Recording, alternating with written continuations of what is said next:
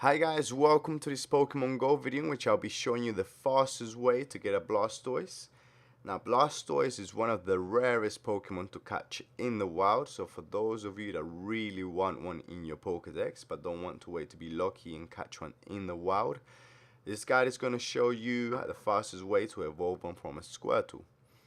Now taking into account that to evolve a Squirtle into a water Turtle, as I'm showing you on the screen right now, you're going to need 25 Squirtle candy, and to evolve a water Turtle into a Blastoise, you're going to need 100 Squirtle candy.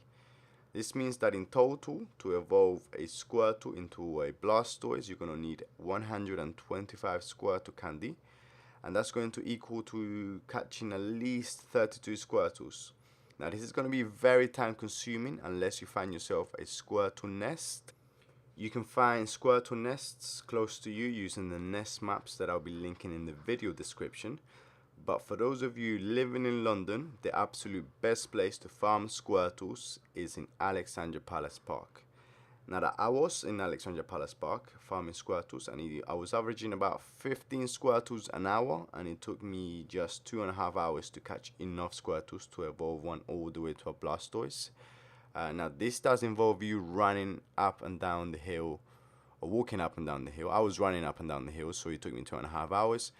But if you're taking it easy, it's going to take you 3 to 3 hours and a half. But trust me guys, this place is the best place to farm Squirtles and to catch enough to turn them into a Blastoise.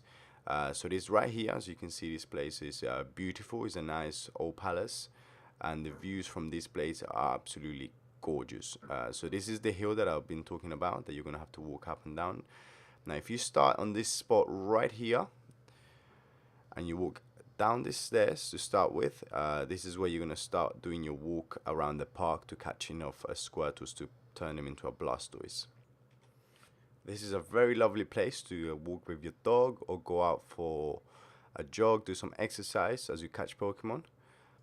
Here is another view of the palace and the park. As you can see, there is a lot of people here, especially on the weekends. And luckily there is free parking, so you can always park your car any time of the day and come and catch some Pokemon. You can also get the train to Wood Green and then get the bus up the hill. Now here is the best route around the map. I have circled in red the Squirtle spawn areas. In these circles, they usually spawn in threes, so you want to maximize your catching potential by walking in this route. They spawn everywhere around the map. There's usually 6 to 9 Squirtles around the map at any point, but this is the best route to take.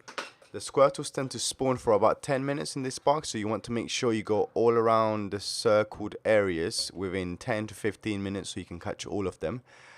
They spawn outside of this route, such as the top left hand side of the map. I didn't include it here because it will take you about 20 minutes to go all the way just to catch one Pokemon, whereas if you go around this route, you're going to catch a lot of Pokemon on the way. And it's not just going to be Squirtles, it's also going to be Eeves. I managed to catch 10 Eeves an hour. And while I was catching Squirtles, I also managed to get 2 evolves from Eeves. So you definitely want to look out for those. You get lots of Jigglypuffs, you get Clear Fairies, and you get a whole bunch of rare Pokemons all along the way.